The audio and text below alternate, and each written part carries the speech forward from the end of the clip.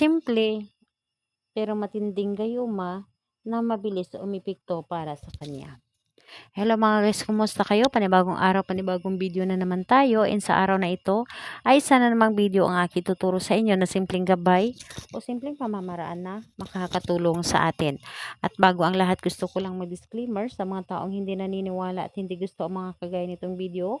Please skip this video at maghanap kayo ng videos na gustong gusto nyo dahil ang video na ito ay para lamang ito sa mga taong naniniwala and gusto mag-try. Sa lahat po ng mga nagko-comment dito sa aking video dito sa loob ng aking channel, mag-ingat sa lahat ng mga nagre-reply sa inyo na dinadala kayo sa akin ng WhatsApp, imo po upang makaiwas po tayo sa scam. Ngayon po ituturo ko sa inyo ang isang matinding gayuma, ngunit napakadali nitong gawin na hindi ka mahahalata o hindi ka mabubuking ng taong iyong gagawa nito. Ito ay pwedeng gawin sa iyong asawa, boyfriend, or girlfriend. So, ayun po, wala tayong ibang gagamitin kundi itong nakikita nyo lamang ay isang tubig na malinis na nasa loob ng baso, and dapat yung baso ay tulad po nito ay babasagin and clear po. Clear po dapat at babasagin ito dahil ang babasagin ay isa ito na makakatulong sa ating mga ginagawa at makapagbigay ito lalo ng energy sa ating gagawing ritual o gayuma. So ayun po, kapag ready na ito ay kailangan mo lang din i-ready ang inyong sarili. I-ready mo ang inyong sarili, kailangan na alam mo sa iyong sarili na gustong gusto mo itong gawin at buo ang inyong loob, tiwala at paniniwala sa paggawa nito at so, ayan, ihanda mo lamang ang inyong sarili at kapag handa na, kailangan na higupin mo ang energy or palakasin mo ang iyong energy. So, ganito po ang inyong gagawin. Dito sa isang basong tubig, ibulong mo dito ang iyong mga ninanais.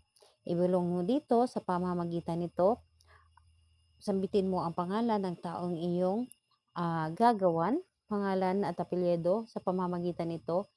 Sa pag-inom mo ng tubig na ito, ako ay mamahalin mo ng buong puso, mamahalin mo ako ng buong buhay mo, habang buhay at walang kamatayan na pagmamahal ang iaalay mo sa akin. Ako at ako lamang ang mamahalin mo at wala nang iba pa.